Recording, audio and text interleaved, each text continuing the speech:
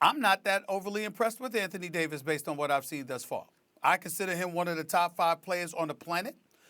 If you look at his history, this is over the last 4 years, the last 3 years alone. He has shot in 50%, 53%, and 51% from the field. Last 2 years, 34 and 33% from three-point range. This year, he's only shooting 43% from the field. He's only shooting 27% from three-point range. I don't give a damn what y'all saw last night. You will see better. Anthony Davis can actually look a hell of a lot better. I completely agree with LeBron James in terms of, excuse me, he hasn't even scratched the surface yet. This is not Anthony Davis looks much better than what you have seen. And last night's game against the Memphis Grizzlies, oh, please, cry me a river. All right, here's the deal.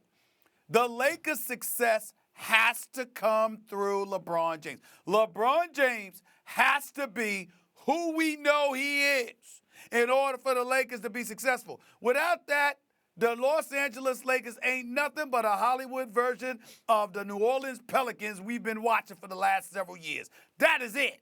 It's not about what Anthony Davis does. It's about what LeBron James does with Anthony Davis. LeBron James, and I'm not knocking LeBron James by any stretch. I'm just simply pointing out what's needed from him. It can't be spectator, wow, let me sit back and marvel at the greatness of this big fella. This brother can really play. This brother got it going on. Let me feed him the ball. No. It's about LeBron continuing to be what we've known him to be.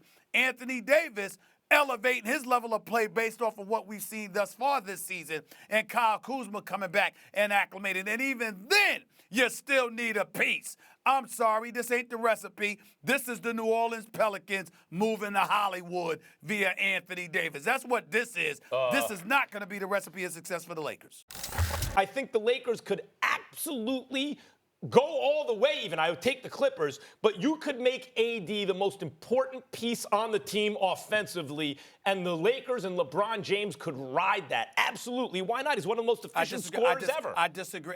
I disagree with you, but I can understand why you are wrong on this particular situation. It's no offense to you at all. I can understand exactly what you're thinking. You're thinking about the youth and the greatness of Anthony Davis ride that wave. What I'm saying to you, you're ignoring the durability factor. And the fact of the matter is, because durability has been a question mark for Anthony Davis throughout his career, combined with the fact that he doesn't just have an elite offensive arsenal, but he's a guy that could do damage for you on the garbage side of things as well. He can sit up there and score on putbacks. He doesn't just have to get the ball in the post. He can sit up there and hit from the perimeter. He can also be an elite second option, not just an elite first option. The point of the matter is, you have to ask yourself this question: how does it benefit the Lakers for LeBron James to take a step back at the expense, or rather for the reasons of feeding Anthony Davis? I'm saying to you, it's more important for Anthony Davis to adjust and acclimate to playing with the greatness of a LeBron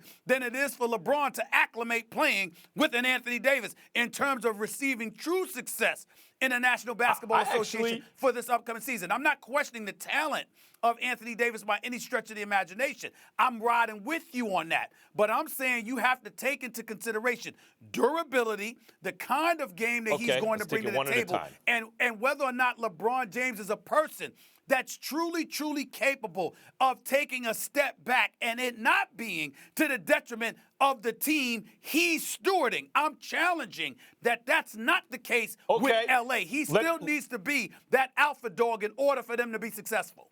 But he still is the alpha dog, even if he's feeding somebody else, because he's running the show. Number one, durability. Let's be honest. Dwight Howard's been a revelation so far. I don't know. Talk about durability. Let's see if he can keep it up. But even when I was critical of the Lakers spending money on JaVale McGee, who, by the way, rightfully clapped back at me on Twitter, I'm not saying JaVale McGee can't play. I just don't think he's your starter. But JaVale McGee can give you minutes at the 5. Dwight Howard can clearly still give you minutes at the 5. That should take some stress off of Anthony Davis, even though I believe when he's playing the 5, that's their best lineup. Again, Avery Bradley, to me, Avery Bradley, Danny Green, LeBron, Kuzma when he gets healthy, and AD is how you should finish games. But so that's the durability point. The next point about LeBron, should he change his game? Actually, one of the reasons that there's no end in sight for LeBron, if he doesn't want there to be, is because he can recede where goes from clearly the best player in the game to among the best players in the game, still MVP level. He could recede further than that, and still win championships as merely an all-star caliber player because his game is so well-rounded. Because, yes, he can take it to the rack. Yes, he can hit big shots from the outside. But, Stephen A., he's maybe the best passer in the NBA, the highest basketball IQ in the NBA. And like I said, you have your point, I have mine. I'm trying to stick to your point and addressing your points. You're going all around the block. At the end of the day, I'm addressing Dwight what you Howard, said. I'm getting ready to tell you, Dwight Howard, JaVale McGee, it doesn't matter, Max, because you could talk about them insulating Anthony Davis to some degree, but the reality is when he has the ball, and the more he has the ball, the more his durability comes into question. Everybody that goes against him, Montrezl Harrell was a perfect example. Opening night, he knows that from a skill standpoint, he ain't on Anthony Davis's level, as most dudes who are big men in basketball know. They are not on Anthony Davis's level. But everybody recognizes Anthony Davis as a finesse player. So what are we going to do? We're going to get physical with him. We're going to bang him. We're going to make him feel our physicality. And 4 games into the season, we're talking about a shoulder injury and how long that's going to linger and how that needs to be monitored by Vogel and his staff. These are the kind of things that you have to monitor. So when you give him the ball, particularly in the post, and you're subjecting him to physicality, you're endangering his availability for when it really, really counts. And you offset that by making sure that LeBron James All right, we gotta go, I'll guys. tell you what I'm watching. What? I'm seeing 40 and 20 in 3 quarters. Yeah, you are. You know it's going to be a lot of fun.